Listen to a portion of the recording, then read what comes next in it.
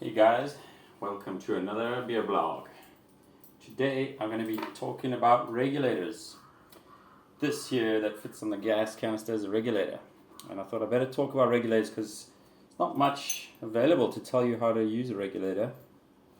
So basically this little pipe here hooks up to your keg. This is where the CO2 goes into the keg, or if you have a nitrogen CO2 mix, goes into the keg. And then you have to pressurize the keg to specific PSI or bar as well. So just to give you a quick overview of what the compressor does, the gas comes through the canister, the CO2 canister. I just use food grade CO2. Some people use fire extinguishers, but I think if you spend so much time and effort making a beer, you might as well just buy a food grade CO2 because they're cheap to refill once you bought it. Then, as you can see, the gas comes through here, right? Now this is the part that's always confusing me. You see the two dials. So this dial over here is the pressure of the gas going this direction. You see the direction of the gas coming this way. That's the pressure coming out of the canister. Then the regulator calms it down. It has a membrane in there, so it calms down that pressure. And then this little gauge is the pressure going into the keg. So this is the one you really want to worry about. This is a little gas release valve. Don't use this. You'll hear my regulator when I turn it on makes a crack, crack, crack sound because I've gotten beer in it. Because if the beer is foamy and I pull this, then beer goes out of the keg and up into the regulator. So don't ever do that. You've got a little valve here which can shut it off and shut it on. That could protect you from getting beer in the regulator, but then I guess you're just clearing air out of here, out of this part here. Okay, so let's pump this guy up to 10 psi. So to do that, I'll open the valve. I'll turn it, don't worry about the cracking sound. Yeah, that little back.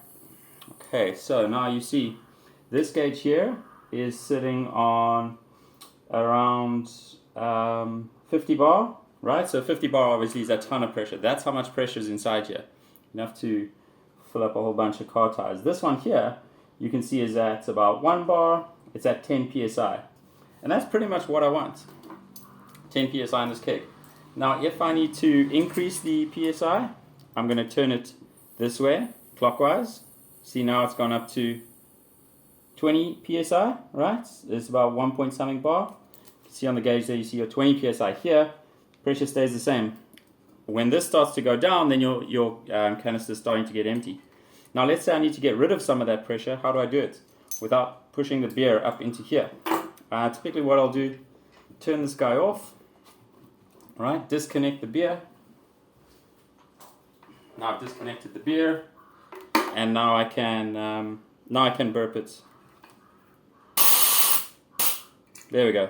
Now the pressure's gone. Don't leave the lead connected to the beer, otherwise you are going to get beer in your regulator like I did, and then you get this sticky regulator. Cool. And now I'm going to turn it anti-clockwise to get back down to 10. Oh, yeah. Cool. I'm on about 10, I can turn it on again. And now you can see I'm at pretty good 10 psi. That's what I'm going to leave the keg at overnight. And that's it. How to use regulators. Cool. Hope you enjoyed.